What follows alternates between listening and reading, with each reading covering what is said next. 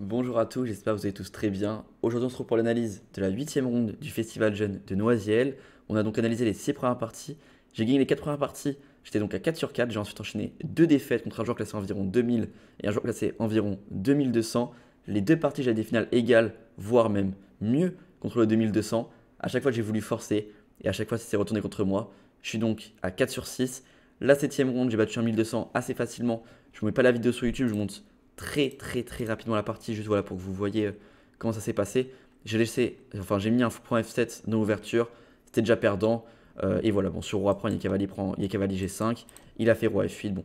Et après c'est terminé plutôt rapidement. Du coup voilà, on arrive à cette 8e ronde, je joue contre Martin Escudero, 1600 feed. L'objectif, gagner cette partie pour arriver à 6 sur 8 et ensuite gagner la 9e pour être à 7 sur 9 qui me permettrait potentiellement d'être dans le top 5. C'est l'objectif du tournoi. Et donc je vous laisse avec l'analyse. Et je vous rappelle que mardi 17 octobre à 20h, je diffuse gratuitement la masterclass mensuelle de l'académie Beach Chess donnée par Diamante Delite Cornet, grand maître féminin et vice-champion de France 2023. Donc voilà, pour ceux que ça intéresse, venez sur Twitch mardi 17 octobre à 20h. Allez, c'est parti. Du coup, Martin, il m'a joué E4, j'ai répondu C5. Et là, je me suis dit que j'allais sûrement jouer une petite sicilienne canne, quelque chose de plutôt chill pour revenir dans les premières places, pas envoyer quelque chose de très agressif, très tactique. Mais là, il m'envoie D4. Il veut donc rentrer sûrement dans un Gambit Mora, et c'est bien ce qu'il fait. Il joue C3. Et donc là, en fait, moi, je me dis que je sois en ligne, que je sois en partie blitz, rapide, partie longue, partie sérieuse, partie pas sérieuse, en ligne, en partie officielle, pas officielle, ce que vous voulez. Dans tous les cas, je joue toujours la seule et même variante qui me réussit très bien. En fait, même quand les gens se préparent avec ma chaîne YouTube contre cette variante, je gagne quand même. Donc voilà, franchement, je vais continuer là-dessus. Préparez-vous, faites-vous plaisir. Du coup, cavalier prend C3, je joue E6. Mes adversaires répondent cavalier F3 et je joue A6. Le même setup que pour la sicilienne canne. On met le pion en A6 et le pion en E6 pour éviter que les blancs occupent ces deux cases importantes. Et ensuite, le setup qu'il faut absolument connaître, c'est de venir faire cavalier C6. Il joue donc petit roc. Et là, le coup assez surprenant, si on ne connaît pas l'ouverture, c'est de venir jouer cavalier GE7. Alors, c'est un peu bizarre parce que du coup, on bloque le développement de notre propre fou. Et en même temps, on bloque aussi le développement de la dame, potentiellement, qui pouvait peut-être aller vers le roi. Mais en fait, c'est quoi le problème? L'idée, en fait, c'est que si on fait cavalier F6 directement, les blancs ils vont pouvoir en profiter en jouant E5. Et donc, en fixant le pion en D7, et donc une case faible en D6 et un fou en C8 qui est mal placé. Du coup, ce qu'on veut faire, c'est de venir jouer cavalier E7. Comme ça, les blancs ne peuvent jamais jouer E5. Parce que s'ils jouent E5, il y aura cavalier G6 et ce pion-là sera indéfendable. Ils n'ont déjà aucun coup pour le défendre. Donc, E5 n'est pas possible. Maintenant, l'autre question, c'est est-ce que les blancs peuvent venir nous embêter? Parce que si je joue fou G5 et qu'ils nous clouent et qu'il n'y a pas trop de solutions, c'est dangereux quand même. Mais sur fou G5, l'idée qu'il faut avoir, c'est de jouer F6. Et en fait, l'idée, c'est de chasser ce fou. Donc s'il recule en H4, il y a même des decks G5 qui peuvent partir. Mais bon, le coup logique est fou E3. Et maintenant, on vient jouer cavalier G6. Ok, F6, ça crée des faiblesses sur case blanche. Mais ce cavalier en G6 est bien placé. Ces deux pions en E6 et F6 contrôlent un maximum de cases. Et ces cavaliers sont très puissants. Parce qu'ils peuvent soit aller en E5, soit aller en F4 plus tard. Peut-être aller contester une case en D4 plus tard. Prépare peut-être une poussée en D5. Et en fait, les blancs, ils ont juste donné un pion, mais ils n'ont plus trop de jeu. Bon, il faut quand même faire attention au sacrifice en D5, mais en soi, ici, c'est trop dangereux, ça ne marche pas encore. Même si c'est vrai qu'il y a quand même du jeu pour les blancs, étant donné que ce pion en D6 gêne beaucoup mon développement. Mais l'idée qu'il faut avoir, c'est de jouer cavalier F7, et qu'en fait, dès que les blancs vont venir jouer fou C5 pour tenir leur pion, on va venir tout prendre. On va venir faire prise, même cavalier prend, prise, prise et prise. Et à la fin, dame E7. Et là, on a réussi à tout échanger. S'il échange les dames, on est une finale avec un pion de plus. Et s'il échange pas, on a un milieu de jeu avec un pion de plus. Donc voilà pour cette variante sur fou G5. Il a décidé de ne pas jouer fou G5. Il a juste joué fou F4. Et donc qu'est-ce qui se passe s'il joue juste un coup aléatoire? Et bien on va quand même jouer cavalier G6. On est venu ici pour ça, pour contrôler cette case E5. Et en même temps contrôler un maximum de cases. Et pour éviter sur cavalier F6 de se prendre E5 et de perdre encore un temps. Il recule donc en G3. Et je balance H5. Je balance donc H5, c'est le coup. Je menace H4, je menace donc de gagner une pièce. Il doit donc réagir soit avec H3, soit avec H4. Bon, Sur H4, il y a quand même encore fou D6. Mais ce que je veux dire par là, c'est que si je joue par exemple A4 et derrière je joue H4 et qu'il joue fou D6, ça m'arrange. Parce que du coup, on échange les pièces. Et comme vous le savez sûrement, quand on a plus de matériel et en plus de ça, qu'on a moins d'espace, l'objectif, c'est d'échanger un maximum de matériel. Donc là, c'est ce que je fais, donc je suis content. Donc voilà, il doit absolument éviter ça. Et là, il me joue H4. Je m'attendais plutôt à H3, parce que H4, ça crée une faiblesse sur le pion H4. J'en profite donc directement, je balance fou E7. Je mets un troisième attaquant sur ce pion H4, il doit le défendre. Il n'a aucun coup pour le défendre. Donc, ce pion va être sûrement perdu. Après, c'est vrai que si je prends ce pion, par exemple comme ça, le truc qu'il faut quand même se rendre compte, c'est qu'on va sûrement perdre ce pion en échange. Pour l'instant, je ne peux pas trop le prendre, parce que s'il le prend, il va se faire doubler les pions, c'est très dangereux ici. Mais il peut très bien faire fou D6 et se dire qu'il va le ramasser au coup d'après. Parce que des coups comme G6, c'est pas très bon à cause de E5. Et là, on commence à se faire fixer. Donc voilà, c'est bien beau, ok, le pion H7, on va le gagner, mais on va sûrement perdre le pion H5 en échange. Après, ça ne nous dérange pas forcément, parce que s'il prend le pion H5, en même temps, il ouvre la colonne sur son roi. Donc voilà. Bon, du coup, fou 7, je suis content. Il me joue cavalier D4, et je fais donc fou prend H4. Cavalier prend C6, B prend C6, fou D6. Je reviens donc en E7. Et là, je me dis que j'ai deux pions de plus. Je vois pas trop comment il va m'embêter. Parce que s'il fait fou prend E7, bon là c'est très simple. Je pense que même à l'aveugle, ça se gagne plutôt facilement. Il y a vraiment zéro contre-jeu. Et s'il repart avec son fou, je sais pas, enfin, il n'est pas obligé de repartir, il peut rester. Si je joue par exemple F4, et ben moi mon plan, ça va être juste de prendre et de proposer un maximum d'échanges comme j'ai deux pions de plus. Donc voilà, ça c'est là-dessus. Mais là, il va jouer un coup très surprenant. Il va me jouer. Alors attendez, non. Essayez de deviner le coup qu'il va me jouer. Je pense franchement, un coup, dites-vous il est 1600, hein, donc un coup faisable. Hein. Me dites pas, ok, j'allais dire, oui, me dites pas cavalier B5. Voilà, bon, un coup faisable. Essayez de trouver le coup et dites-moi en commentaire si vous l'avez trouvé. Vous avez le droit qu'à une seule chance. Pensez à un seul coup. Est-ce que vous allez trouver le coup qu'il m'a joué? Ici, il m'a joué fou E5. Mais en fait, il joue fou E5. Je le regarde et je vois qu'il est assez serein. Enfin, il est un peu en mode no face, quoi.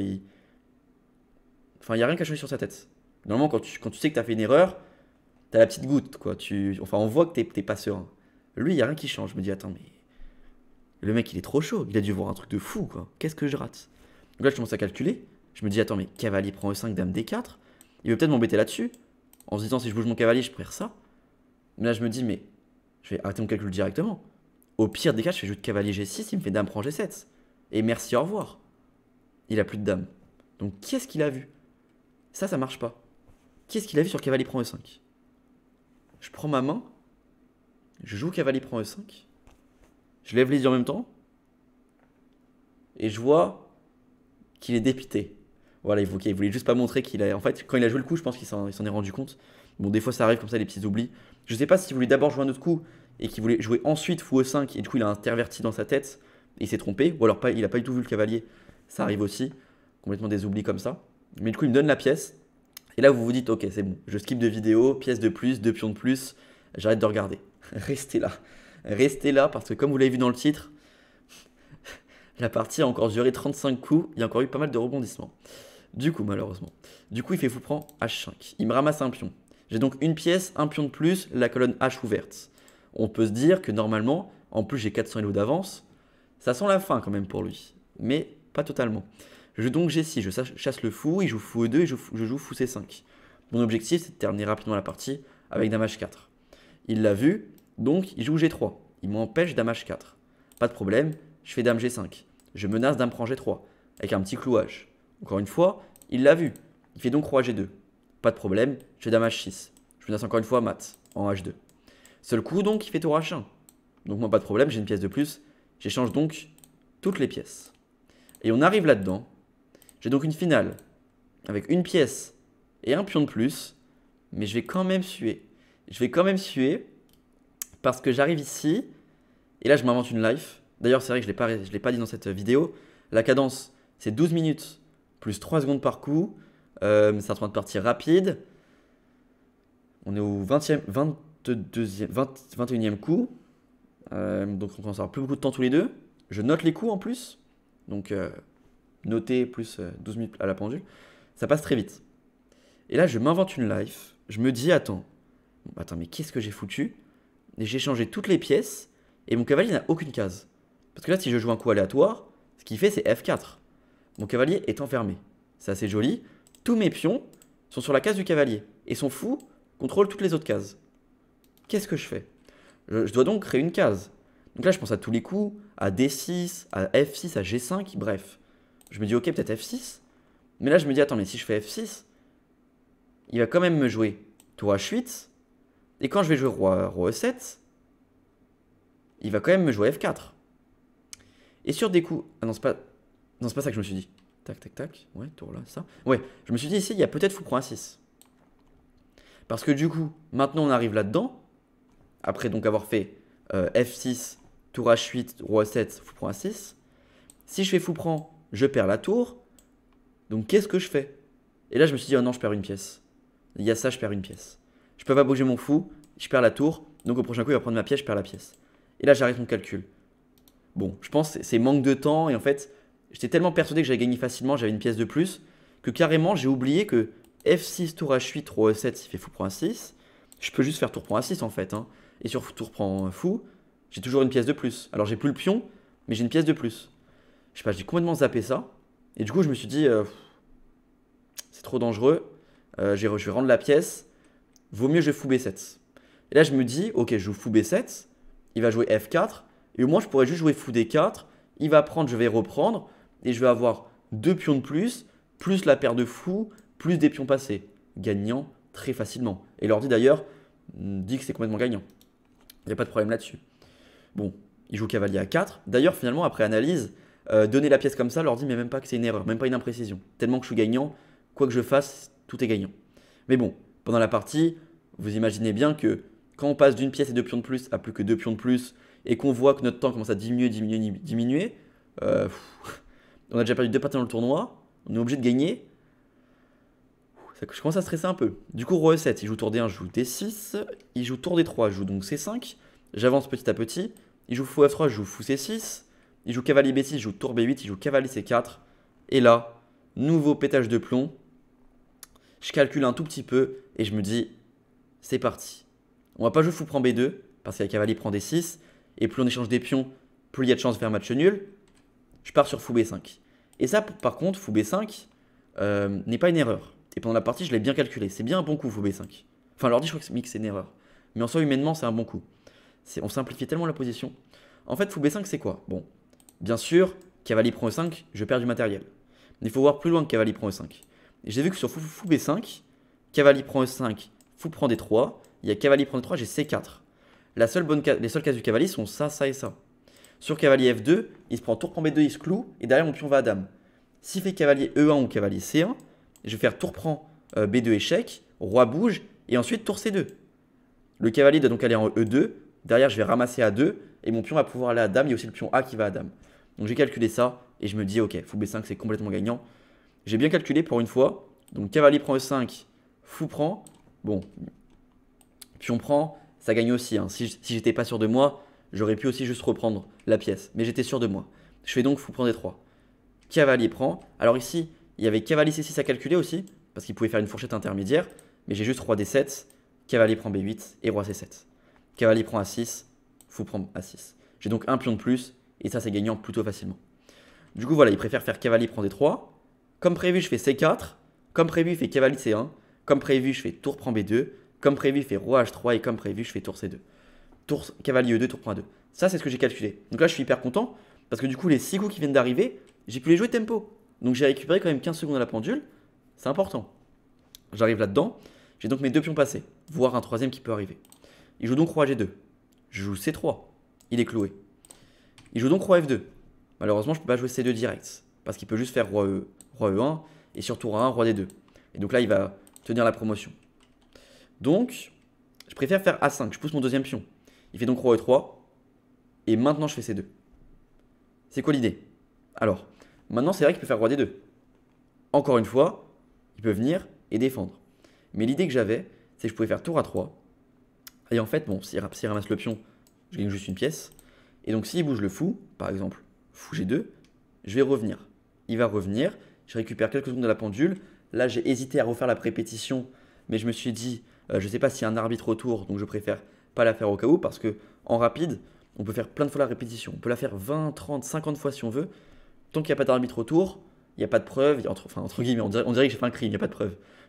Il n'y a personne qui. Enfin, il n'y a pas un arbitre pour vérifier, donc on peut le faire tant de fois qu'on veut. Mais par contre, s'il y a un arbitre autour et qui constate bien les 3 fois, là, c'est match nul.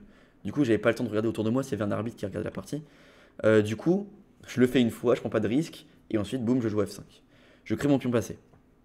Prise. J'ai donc 2 pions passés. Il fait G4, prise. Ok, D5. J'ai donc 4 pions passés. Maintenant, il faut les pousser à dame. Cavalier D4 est joué. Je joue donc tour à 4. Et là, cavalier D4, c'est sa gaffe. Ici, il pouvait encore peut-être tenir avec cavalier C1. Mais bon, encore une fois, je pouvais faire tour B2, pousser mon pion à dame, même sur cavalier B3, D3. Au pire, je fais tour B8, quoi. Et sur roi prend C2, bah, je peux juste pousser mon pion. Cavalier C1, A3, c'est terminé. Il va devoir faire des coups d'attente. Et je vais juste jouer tour B2, roi bouge, tour de l'autre côté. Et je vais pousser mon pion à dame. Du coup, il a fait cavalier D4. Et là, je fais tour A4. Il va perdre une pièce, il est obligé de défendre la pièce. S'il fait roi D3 ou roi C3, il se prend tour prend et promotion. Même promotion directe, hein, je peux aussi.